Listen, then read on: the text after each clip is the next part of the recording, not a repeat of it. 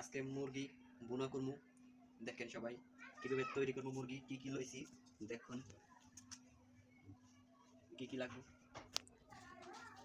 উপকরণ: টমেটো, তারপর পেঁয়াজ, আদা রসুন বাটা, তারপরে লবণ, মরিচ, 3-4টা তেজপাতা বাটা, শুকনো মরিচের গুঁড়া এবং গরম মশলার গুঁড়া, 2-3-4টা আলু আর পরিমাণ মতো মুরগির গোশ। এখন চুলার ভিতরে পাতিলটা বসিয়ে দিলাম, তেলটা গরম হোক। তারপর আমার পেঁয়াজ বাটাটা দিয়ে দেবো, পেঁয়াজ রসুন বাটাটা দিয়ে দেবো।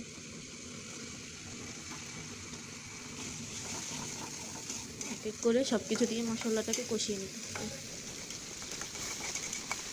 তারপরে দিয়ে দেবো শুকনো মরিচের উপকরণগুলো, এক এক করে বাটা মরিচ, এলাচ,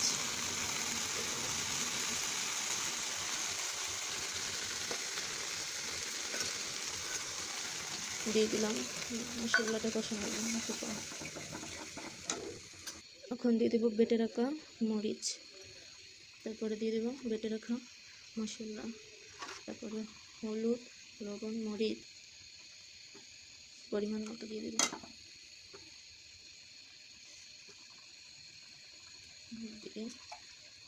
দিয়ে নেড়ে নেবে।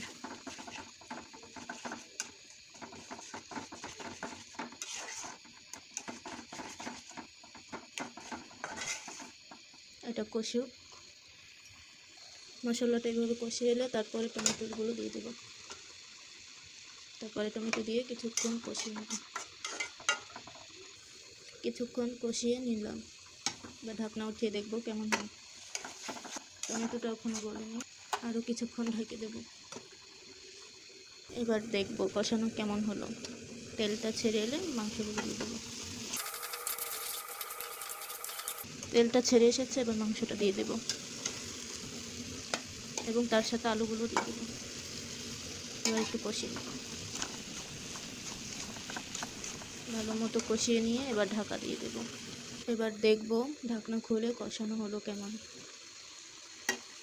একটু পানি ছেড়েছে, পানিটাকে বারে বারে ঢাকনা দিয়ে কষিয়ে নেব।